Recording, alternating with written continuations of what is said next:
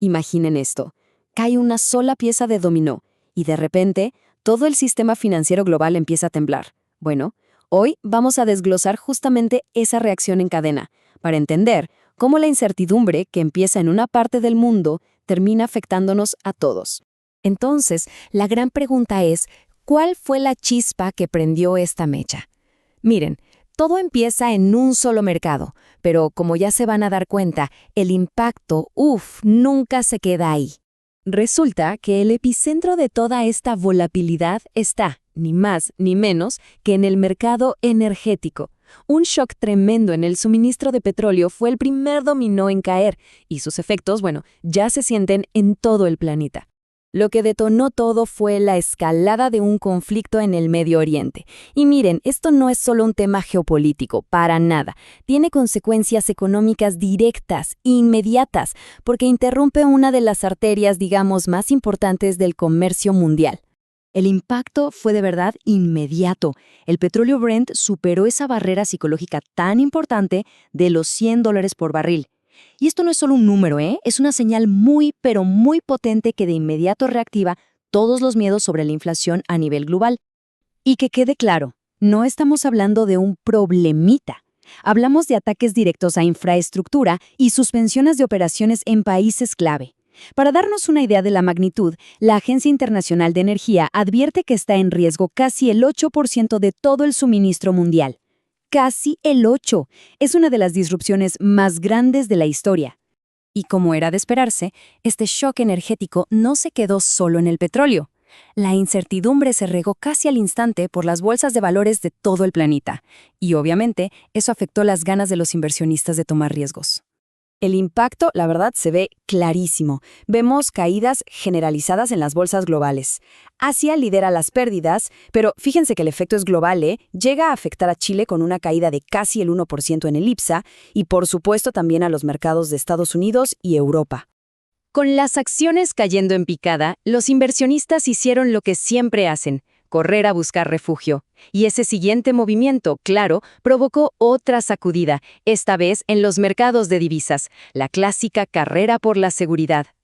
A ver, el dólar estadounidense se fortaleció muchísimo como el principal activo de refugio. Era lo esperado. Pero el movimiento no fue tan parejo en todos lados, Hubo una excepción muy interesante, el dólar australiano, que también subió. ¿Por qué? Bueno, por sus propias expectativas de que van a subir las tasas de interés para luchar contra la inflación. Y por supuesto, aquí tenemos la otra cara de la moneda. Mientras algunos corren a refugiarse, las monedas de los mercados emergentes, como el peso chileno, sienten toda la presión y pierden valor. Esto pone en evidencia lo vulnerables que son estas economías en momentos de incertidumbre global.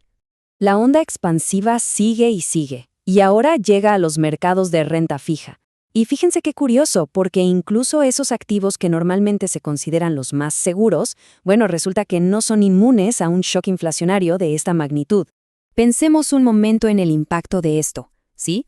Un índice global de bonos, de los más importantes, vio cómo desaparecían por completo todas sus ganancias del año. Así de simple. Esto refleja perfectamente cómo el miedo a una inflación más alta está golpeando negativamente a la renta fija.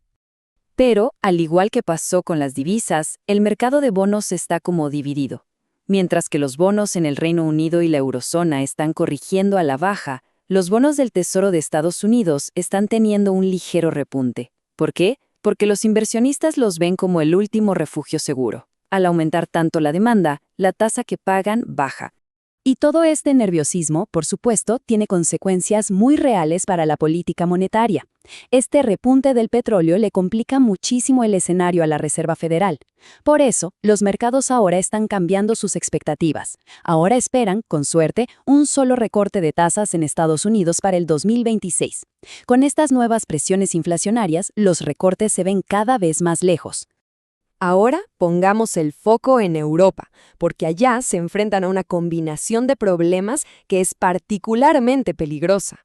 La vulnerabilidad que tiene el continente a los shocks energéticos lo pone en una posición de verdad muy, muy delicada. Y el término clave aquí, la palabra que todos temen, es estanflación.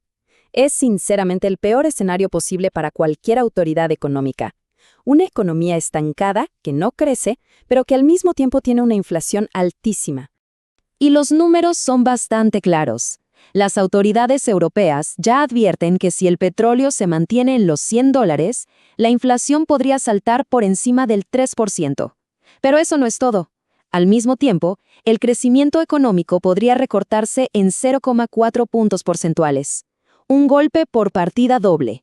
Y para complicar todavía más el panorama, el shock energético no es el único problema.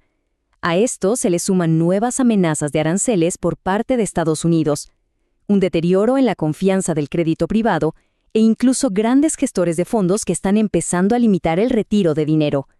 Todo esto, junto, no hace más que amplificar los riesgos. Y así, todo este análisis nos deja flotando una pregunta final, ¿no? ¿Todo esto que estamos viendo es simplemente una turbulencia pasajera, una tormenta en los mercados que pronto se calmará? ¿O será que estamos al comienzo de un reajuste mucho más profundo y duradero en la economía global? La respuesta por ahora está en el aire.